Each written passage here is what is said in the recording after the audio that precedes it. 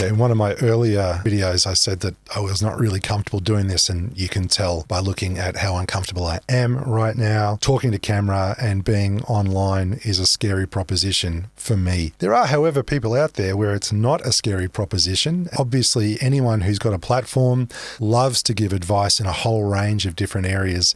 And so you've probably heard of a concept of the Finfluencer, the financial influencer. And these are people who are usually way more attractive than I am.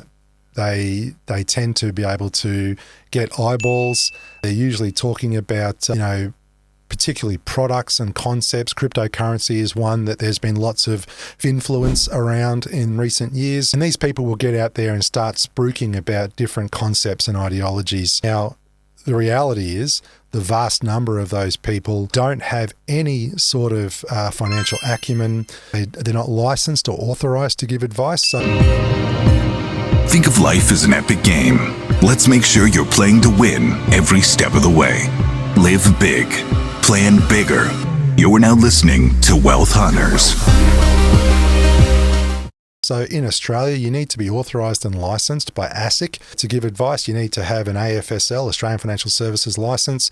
And now, thank God, you actually need to have some sort of qualification to give advice. So you've got to have a tertiary degree, you've got to have experience, you've got to go through an entire process. Now, that's if you want to do it properly and give advice as a licensed authority. Where the finfluencers live is they flirt in this dangerous space of, well, it wasn't advice, I was just giving general information that people would rely on and take actions on and go and do things. And that's not really advice. Now, the reason why you need to be licensed and authorized to give advice is because you have to take responsibility for what comes out of your mouth. You need to make sure that you are meeting certain obligations when you're dealing with the general public. Now, if you're on a platform on social media, TikTok or YouTube or Facebook, and you're out there spruiking about something to the general public, very, very hard for you to take responsibility for what comes out of your mouth. And there's no way that anyone who's watching you give this advice would know or understand whether or not you, A, have the experience in the area that you're talking about, whether you've got the financial education or knowledge in the area that you're talking about,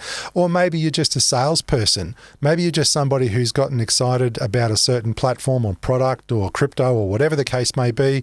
And so you start making these non-advice driven recommendations, usually with a link at the bottom so that people can log on and sign up for something, and yet you start to receive a commission or an income from that as well.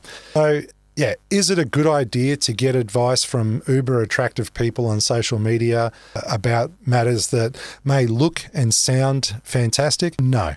And the main reason for that is they have got no obvious legal responsibility for what comes out of their mouth. And if things go wrong with that advice or that guidance, where do you go?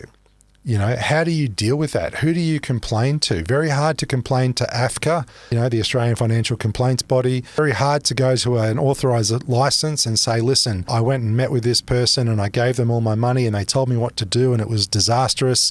It was bad advice. You can't get that kind of recourse. Now, ASIC have clamped down on these guys, and ASIC are hunting them down as we speak because they don't want them out there giving unwarranted and illegal advice to people. It takes time, and again, even when they find them, even if you can prove that they've given advice and it wasn't good advice, they don't have any sort of professional indemnity cover, they don't have any authorities, so how do you get back the money that they ended up losing on behalf of people? And these people lose money all the time. So how would you know if you're dealing with a finfluencer or an authorized advisor? Well, and then of course you can always check. You can ask for a financial services guide. And a financial services guide is a 10-page document that can get emailed to you, and it should outline if that person is licensed and authorized to give advice. The content that they're giving you should have a disclaimer at the bottom or a link to a financial services guide, or give you some idea that the person is authorized under Australian law. If they're not authorized under Australian law, you need to think very, very long and hard about how much credibility they actually have. And of course, you can always check with ASIC. to find out whether or not the person that you're talking to or dealing with is actually licensed under law. I get it. I've seen the videos.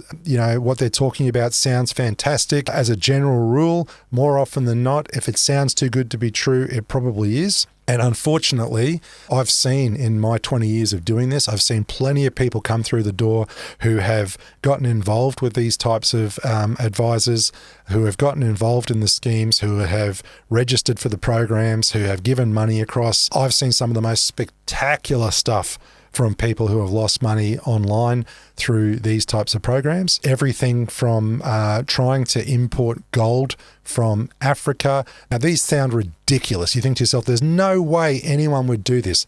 I can tell you, they have sat in my office, and when we start to unwind it, I say, how did you get into this? Well, I saw this thing online, and I've been watching this guy for a little while, and I know someone who did very well out of it. These guys get themselves into a situation where they really believe what they're hearing and seeing.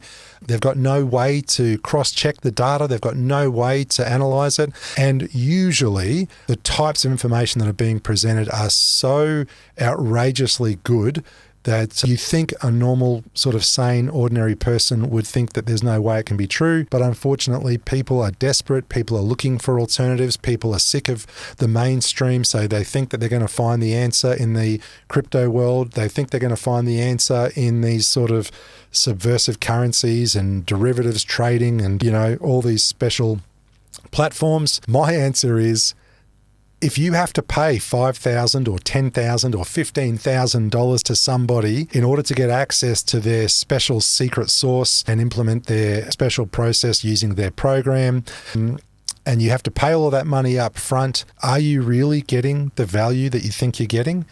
What liability does that person have? What credibility does that person have?